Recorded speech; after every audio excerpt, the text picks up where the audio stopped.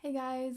So I wanted to make a quick update video on the PPPD I've been dealing with. In the last video I said I had vestibular migraines and well, turns out that's actually not the case. You know how this condition is, it literally makes you question yourself all the time. I really wanted there to be like a definite reason why this would be happening to me, and when I went to see the physiotherapist, she did say that I had vestibular migraine and she prescribed me medication. I think I was really hoping that there would be like a quick fix that I could have and it would just make everything go away, which obviously is not going to be the case. And maybe that medication would have helped me, but it's just not for me. I realised that I'm not a medication person, so I stopped taking the medication after 3 weeks. Not that I was having any side effects or anything, I just didn't want to take it because I know for those kinds of things you have to kind of take it for at least 6 months to a year, so I just didn't want to be on medication that long. And I have new information. Medication was really a last resort for me, and I haven't actually hit the last resort space yet, so I'm putting the medication on hold and I don't think I'll go back there. So yeah, PPPD is the issue. I know this condition is an insane roller coaster, and what makes it even harder is when you go from having really good days to really bad days again, and you know, it's completely soul crushing, heartbreaking. It just feels like you're not making any progress when that's actually not true. I have found some things to be really helpful to help get me through those times, so let's talk about some things you can do to help you through regressions. Okay, so number one is to express yourself. It's really important to express your emotions, so scream, shout, cry, let it all out. You'll feel better afterwards, I promise. I always let myself cry when I'm feeling really crap, because it just helps to release that emotion, and otherwise it's just going to get trapped inside you and that will just make you feel worse. Treat yourself like you would a friend or family member who's going through something really awful, and just be there for yourself. Allow yourself to really feel supported by yourself, and take all the time you need to do that. But the most important thing I've learned is to not dwell in those negative emotions for too long, because you know, it will just make you feel worse if you do. If you really stay in that space all day, odds are you're going to wake up in that space again.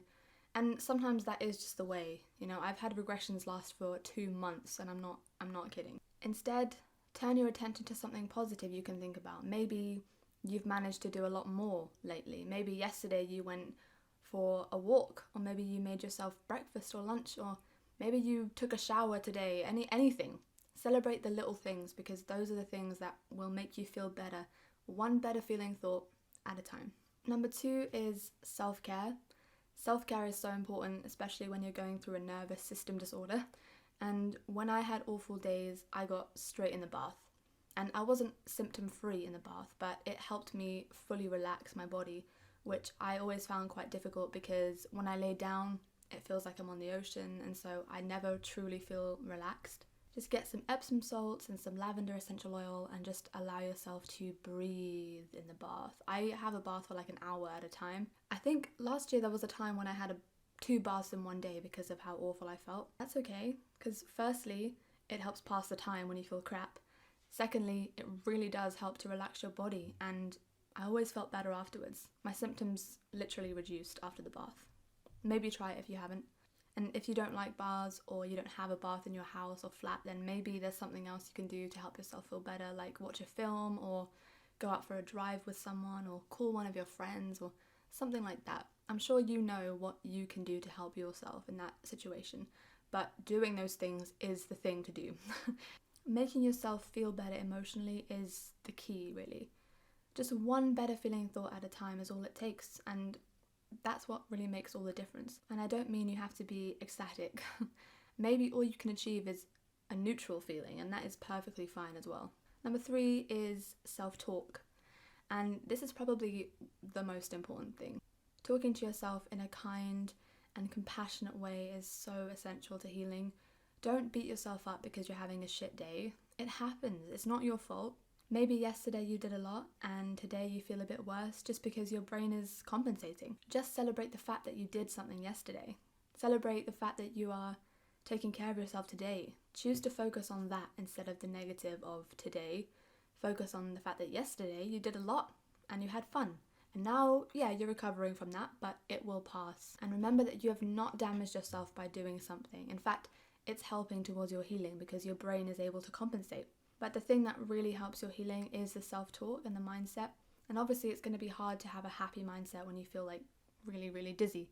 But doing these things as much as you can is going to make a difference. It will get easier as you do it. A few months ago when I had a regression, I noticed the same mental patterns arrive, like the dizzy voice inside my head saying I'll never get better. And I tend to start getting really sad about the future. So I just let myself cry and remind myself that the future doesn't even exist. And there are so many people out there who have healed. So if they can heal, we can heal. Just allow yourself to be kind to yourself. That's what you really need. You don't need your brain to be like, okay, well, you suck. You're failing because you feel worse. This isn't getting better. This isn't working. Let's just give up entirely. That's really not helpful. And that is an example of the dizzy voice. The thoughts you think are really important. And obviously, on a really bad day, you're not going to be the happiest you've ever been, but that's okay. It's okay. Just allow yourself to feel whatever it is you feel without judging yourself, without berating yourself. If you feel angry at the situation, that's cool. I felt super angry and I just let myself express it, but without making myself to blame. Number 4 is releasing the anxiety. My favourite technique for releasing anxiety has been the parasympathetic breathing by the Steady Coach. Obviously she didn't invent breathing, but she has a specific method that I use and it's really, really helpful. Especially when the symptoms are awful and you just want to escape your mind, but you can't. You just focus your attention on breathing and it really helps to calm me down. It also helps to take the intensity of the actual symptoms down. Sometimes it doesn't, but I still do the breathing because it is actually triggering the nerve, the vagus nerve that goes to your brain, tells you to chill, basically. The scientific words there. And try and do the breathing straight away as soon as you notice your symptoms are worse, because then you'll be retraining your brain's response to the symptoms, which in turn will tell your brain that they are not a threat. Somatic tracking was another one that really helped me release anxiety about the symptoms. And having done both of these exercises for the last 3 months now, I have found that I'm not really anxious about the symptoms anymore.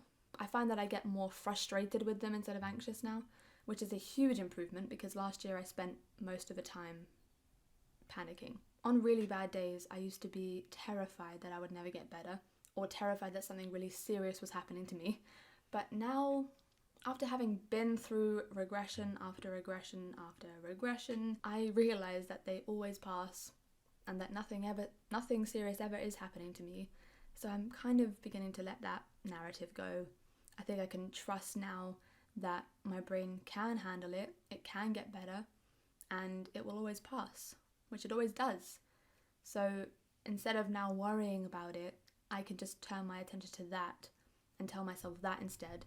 And I think that's why my last regression only lasted 2 days. The last regression I had was in the beginning of January, and it literally only lasted 2 days because I had done all of these things and I was kind of just chill.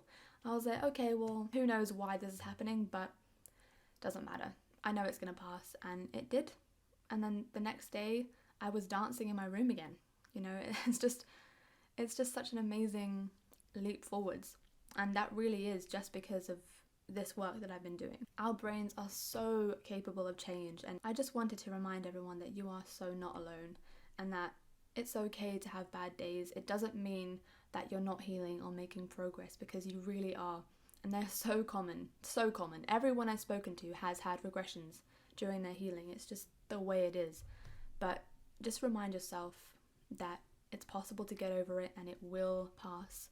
And hopefully with these things that I've mentioned in the video, you can start really seeing improvement. So, on to my VRT progress. Now, I have been doing VRT since the 5th of November.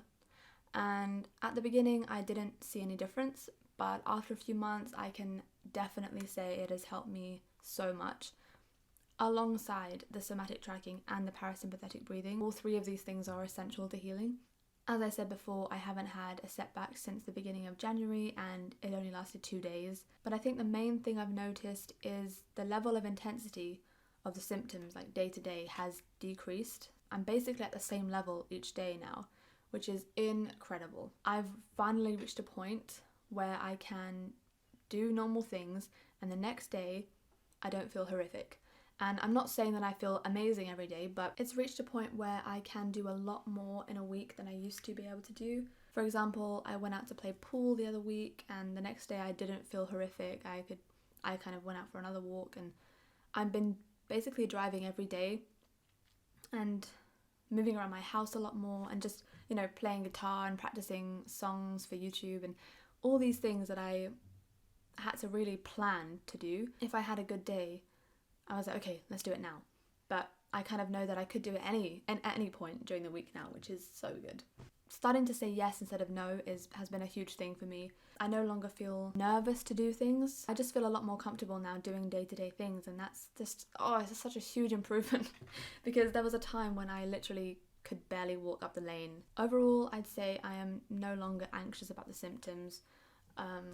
Obviously, if it's a really, really bad day, then anxiety does flare up a little bit, but I know what I can do to help myself. I'd get straight in the bath or go for a drive with my mum or, any of the things I mentioned in the video. I think the main thing is that I'm no longer letting the symptoms stop me from doing things anymore. I'm no longer scared of them because I know I can control it to some degree. I can control how I feel emotionally anyway. And I'm not saying that I'm no longer anxious about anything because I am still a hypochondriac. So I do still have anxiety about other things that are nothing to do with PPPD.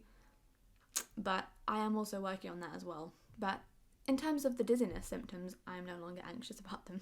Even if I have a day where I'm like, oh my god, I feel kind of crappy, I still just get on with it. I was like, yeah, okay, well, this is going to go away soon, so I'm just going to get on with it. I'm going to continue my life. And that's been the kind of the game changer in a way. Just continuing to do things even though you feel crappy. Obviously, I don't mean like go for a 2-mile hike if you feel really crap. I mean, make yourself lunch, get in the shower, do your hair, something to make you feel normal. I think just doing that over and over has kind of, it's definitely retrained my brain to a point to know that those things are no longer threats. And I'm going to continue to do them, and then one day I'll just have no symptoms at all. And honestly, I'm just going to be honest for a second. I never thought I would get to this point. Last year, I fully thought that I was going to have this forever and that I would never find a way to get better. But lately, my attention has been off of the symptoms and more on what I actually want to do. And I know what you're going to say. I know what you're thinking. How can I do what I want to do when I'm super dizzy all the time? And I had the exact same question. And here's the answer. You just do it. Basically. Yep. You will hate it, but you will get through it. All you got to do is just do things even though you have symptoms. You cannot wait for your symptoms to go away before you start doing things. I learned that the hard way because I waited for like a year and a half, barely leaving my house, waiting for myself to feel better, and that didn't work. So you have to actually do stuff in order to get better, and it works. And as you do these things whilst maintaining a certain level of calm, it will get easier and easier, I promise. And one day you'll just do it without any anxiety or hardly any symptoms, and you'll just feel amazing. Consistency and repetition is the key. That's definitely what I've learned. So I really hope this video has encouraged you to start VRT and breathing exercises and somatic tracking because it has made the world of difference for me. Trust me, for the first few weeks I didn't think it was working. In fact, I got worse. But as I look back, I realise how much I've improved. I know you can improve, okay? In my next video, I'm going to post more about neuroplasticity for healing PPPD, so definitely stay tuned for that. And as always, thank you so much for watching, guys. I hope you have a good day. Bye!